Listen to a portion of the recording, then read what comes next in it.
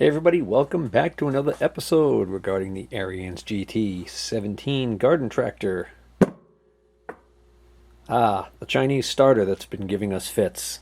Okay, so finally decided that we wanted to get around to addressing the issue with the starter, which in order to get the starter out involved having to pull the motor out again. So what we didn't bother videoing was Mark and I working on basically unhooking the motor, and we were able to not have to do a complete disassembly of the motor. We didn't have to take it all the way out and get the shroud off, which we did on the first few episodes where we got all that debris and everything out of there.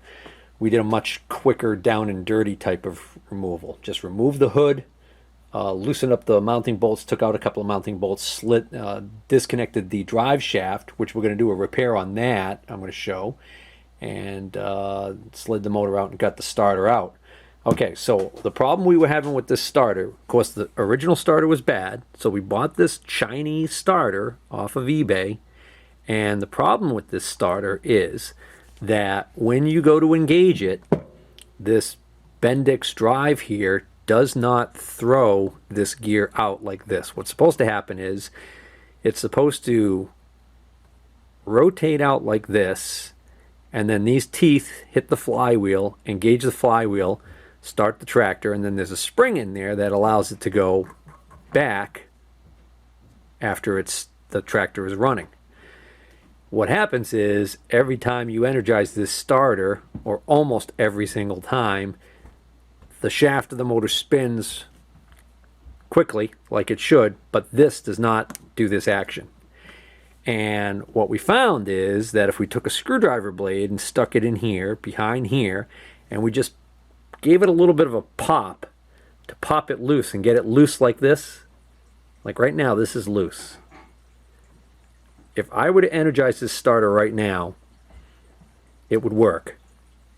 The problem is if the tractor doesn't start, when this flings back like that and it gets to this point right here, it now is sticking. If I go to turn this, you see it's actually turning the whole shaft.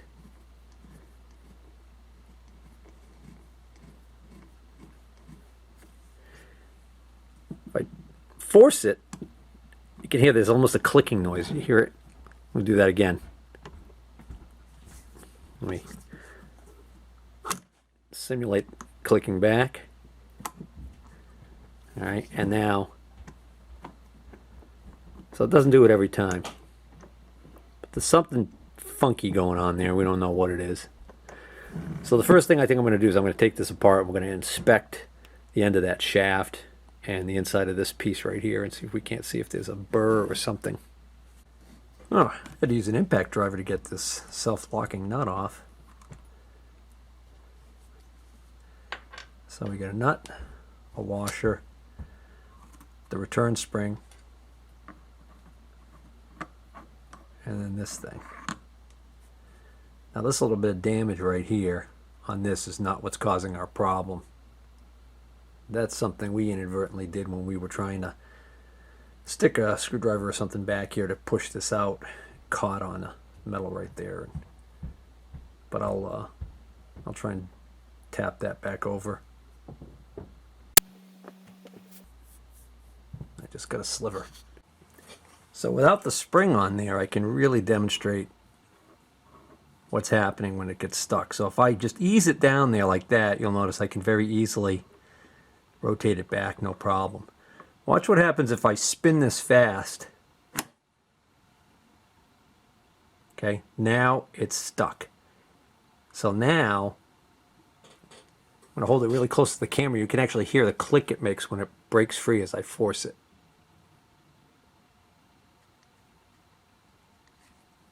Actually, it doesn't even want to come out now. It's stuck on there. Good enough. So now it doesn't want to come out at all. So the only way I can get it to come out now is I got to hold. What I got to do is I got to actually keep this from spinning. Alright, that's not working either. But if I put something in here and pry, there we go.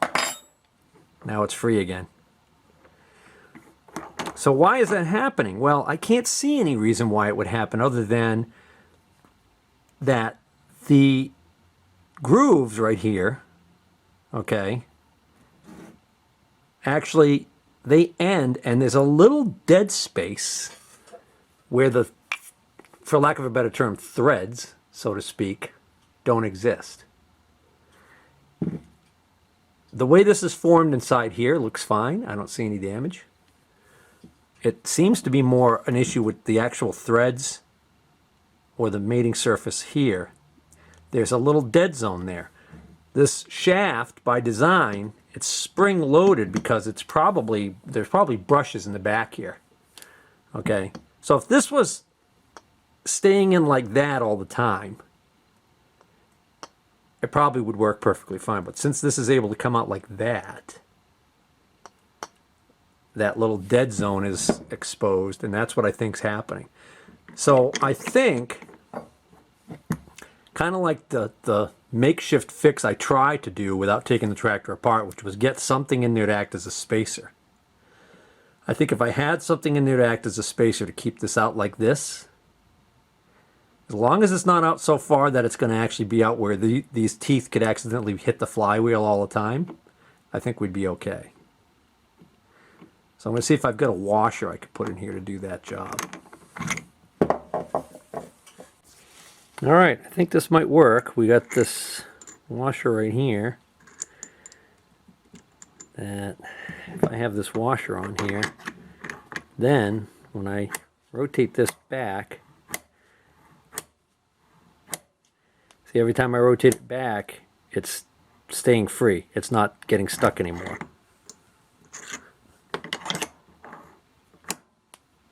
Stuck.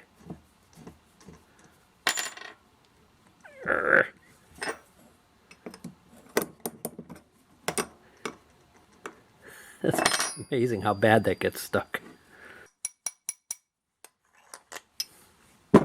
Alright, I think while I have this out, I'm just going to take care of this little metal damaged area right here.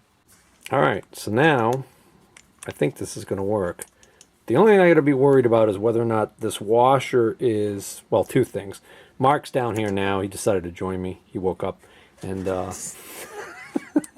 Mark said, is this going to be sticking out too far where these teeth are now going to hit the flywheel? I don't think so. But we'll find that out soon enough when we go to put it in.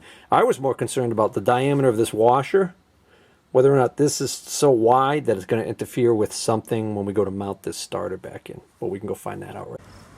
Well, of course, it's starting to rain, but anyway, so we were able to just take the hood off, unbolt the motor. We will leave everything else hooked up as far as the cables, fuel lines, everything. There's just enough slack in there to do that. And of course, we had to undo the drive shaft, but that's okay because we get a repair we're going to do to that while we get it all apart. All right, Mark, let's get this starter in. All right, so I got the starter back in, and there's plenty of clearance here, so that washer was not an issue at all. That washer can stay in there. It shouldn't cause a problem. But we're not going to reinstall the motor all the way yet because I don't want to slide the motor forward because we've got the drive shaft out, and the only way to get the drive shaft out is to slide the motor forward so you can get it out, because it's not a two-piece drive shaft that like one piece goes into the other. It's a fixed length is what I'm trying to say. So in other words, here's where it attaches to the transaxle in the back, and of course you already know where it attaches on the motor, so that distance from there to there is fixed and that shaft is solid. And here's the drive shaft right here. So the reason why we are not putting this in right away is because we decided while we had this out, it'd be the perfect time to replace this broken fan. This is what's left of the fan. It's actually, it had a couple of blades left on it, but we broke them off because they were the sharp edges. We kept hitting ourselves. I actually cut myself on one of these at one point. So anyways, what we want to do is replace this fan. I found one on eBay. It's a readily available part still, from, genuine Ariens part. Cheapest one I could find was on eBay, was about $30 shipped. So that's as good as it's going to get. Some places are getting up to 40 bucks for this stupid fan. It's just a piece of plastic. The new one is black as opposed to white. Other than that, you know, it might be a different plastic composition than this. Man, that is sharp. I can't believe that is like deadly sharp. I could kill one of you kids with this thing right now. Mark just ran away. All right, so anyways, so the way this is supposed to work, believe it or not, is this plastic fan is not keyed to this shaft in any way. By design, it's supposed to be able to freely spin on this shaft, and what keeps it from just spinning or not spinning when the shaft is running is this spring behind it. This spring is actually putting tension on it, and that's what actually makes this stay. So this spring is loading this and creating almost like a clutch action, and the idea is that if you get debris stuck in the fan blades and the fan can't rotate, that the fan will start spinning on the shaft, and that will save the blades on the fan. That's the theory behind it anyways. Well, it didn't happen. Nah, it did whatever. I don't know what happened to this one, but it didn't work on this. So what we got to do is we've got to get this old fan off of this shaft, install the new fan, and then we... All right, so it almost looks to me like to get this hub off the end of the shaft, you probably just either loosen or remove what looks to be a bolt. But the weird thing is, there's nothing on this end. So I don't know whether or not this is already broken off. If it did break off, it broke off a long time ago because there's no mark or anything to indicate that there was like, there's no ghost outline to show that there was a head of a bolt there, which is weird. But it's not a, you know, if this is threaded, why isn't this a bolt head? Instead, what we have is a nut right here. So I guess for starters, we'll try and take that nut off and see what happens. Anyways. So, stupid. That's...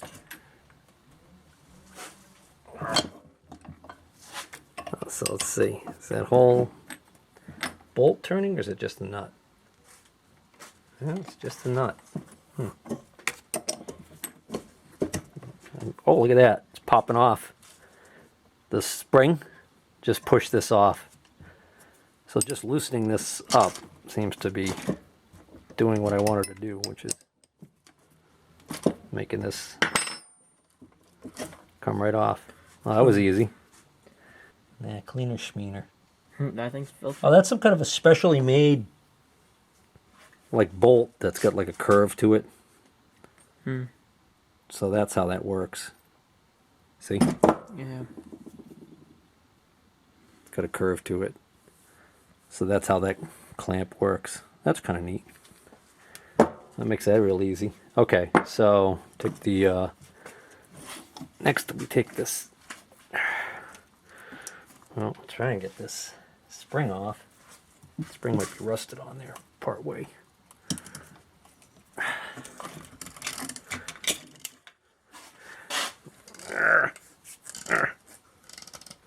Oh, I see what the problem is. There is a key right there. See this little piece of metal? And how do you take it off? Well, that comes out. So there's a way to actually pull that out. I wonder if that's I wonder how much tension that spring's under. Yeah, stand clear. Oops. I don't know if that's a Woodruff key or if it's just a... That's probably a Woodruff key. It's like Woodruff keys get a half moon shape to it. It's probably a Woodruff key because it if this slot that this is in, if it was the whole length of the shaft, see how it doesn't come out to the end here? If it was the full length of the shaft, it would probably just be what they call like a square key stock. But the fact that it's a defined length, that groove, yeah, that's probably what they call a Woodruff key. So it's got like a half moon shape to it. So sometimes to get those out, you can just tap on one side and it'll rock. Only that one's not rocking out. All right. I'll get some vice grips to grab it. All right. So sometimes this trick works, sometimes it doesn't. Here, hold this. Hold here. Okay. I'm talking to you. I know. Can you get up so I can get back there? You can't reach across right here? Yeah, that's it. That's all I needed you to do. Oh, no, I meant hold it.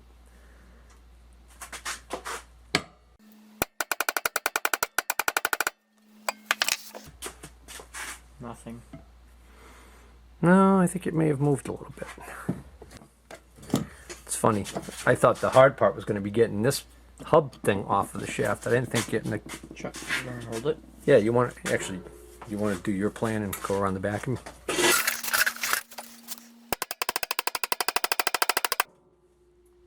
That is a Woodruff key. See how it's got a little half moon shape to it?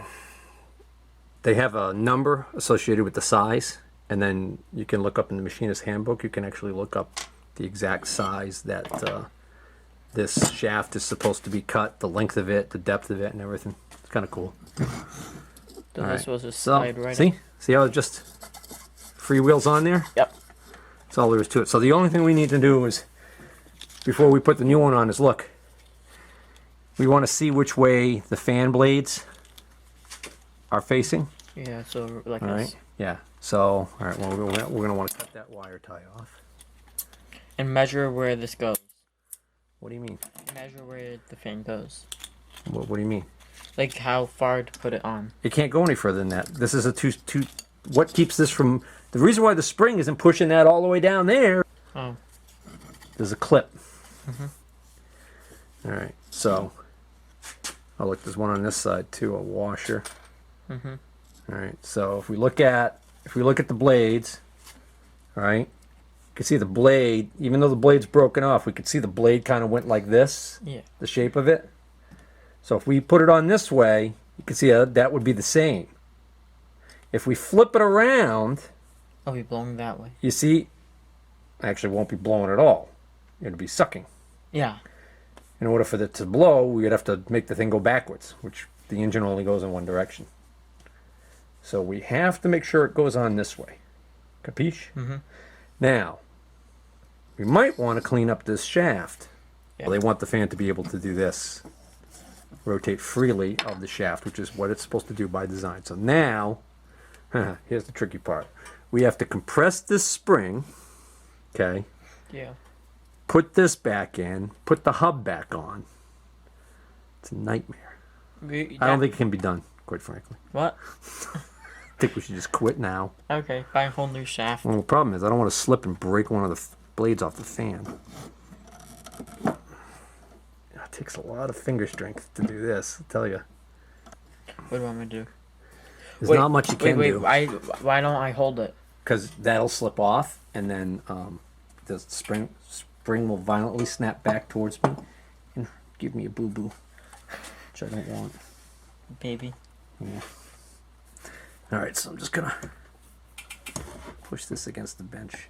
Don't break the fans. Yeah, I'm trying not to. It's like I said. All right, so now I've got it in there, but it's not in there straight. So hopefully I could tap this down without it going flying. It should go down more. Well, let's see how close that is. The easiest way to check is to just put this on. Got to make sure that that thing that's in there is in there just right. Looks good. A little bit more.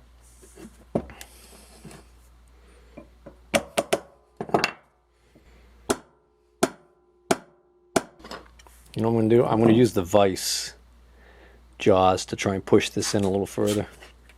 Okay. Yeah, this is the vise. It's even got a little slot there to help carry the hold the shaft. So I'm just going to do this. That definitely went in more.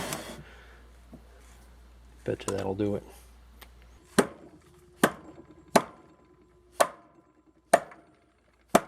It's going. Yeah. I'm gonna put this away. Hmm? Gonna put this away. I guess so. Gonna get a drift pin to stick in that hole in the end there. What I'm gonna do is I'm gonna stick this in the end here. Put this on the bench. All right. So you can see the top of the Woodruff key. See it? Yeah. And what I'll do is I'll tap down here. You look at that and tell me if that's moving down. Yes. A little bit more. I don't know how far it's supposed to go in, actually. It's still sticking up. You sure it went down any? Yeah, I saw it go down. All right, let me find a better punch than this one. What's this plastic bag?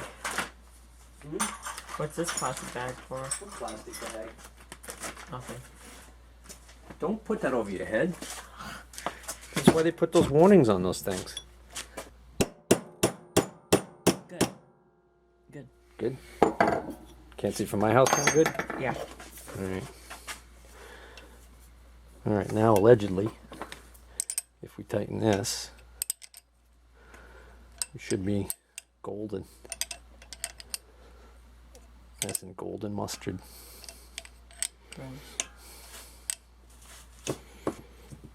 Alright, so now, see, look. It can theoretically spin on this if it has to. But don't kid yourself. The second something hits this, an obstruction hits this, it's just going to break the blades right off and you're going to be $30 poorer. Alright, so this is quite the juggling act. It's interesting. The design of the motor allows you to have it down in position but slid forward just far enough to get this shaft kicked forward enough so that you can get it onto this pin. It's kind of like an alignment pin. So then you get it so that it's supported at both ends, and then you slide the motor rearward into its. So now I just slid the motor back into position, and that closes this up exactly the amount that it's supposed to be. Now we just have to put the nut and bolt, the two nut and bolts that go in here, and the two nuts that go in the studs on the back of the motor, and the drive shaft will be in, and then we just got to retighten the motor mounts. Oh, we got the motor all remounted, and then I realized there is a threaded hole on this shroud, that this side shroud, actually the side piece of sheet metal here has a bolt that goes up from the bottom and threads into this hole. So it's almost impossible to get to that without getting to the bottom of the motor. So we should put this shroud back on before we mounted it. So, oh well. Alright, so we got the bottom bolt in for the side shroud, and we put the motor back in, and we can't get the bolt holes for the motor mounts to line up. It seems like the whole motor needs to move back that way further, but it can't because of the drive shaft. But Mark just suggested that maybe we did something wrong installing this hub right here, and he's absolutely correct, because this spring was a lot more compressed than it is now, and I can actually see shiny metal as opposed to the rusted shaft. The rest of the shaft that was exposed under that spring looked like this, but I could see shiny. So we've got to loosen this up, and then hopefully that whole shaft will move in that way. Okay, Mark went on break. He went to get a tissue. Anyways, all right, Aiden. See if you could, without lifting up on the motor, see if you could slide the motor back. I don't think so. All right. I just said without lifting up on it. All right, so gentle coaxing of the motor is not going to be enough to make that compress and go in the way it's supposed to. So we're going to have to take the shaft back out and use some brute force. All right, so I came up with this idea. I grabbed my old bar clamp and I put the shaft in between the two, and I'm using the bar clamp almost like a vise, like a vise with jaws that open up really far, and I'm using it to do the compression. And as I turn this, I can see it's compressing this spring and pushing that shaft in just like I want it to, which is awesome possum.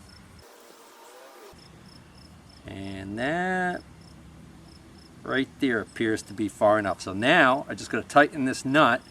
That'll keep this locked.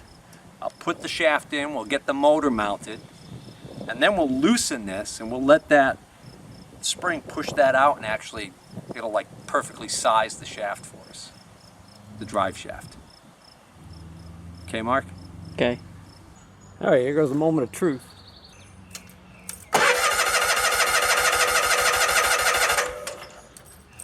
All right.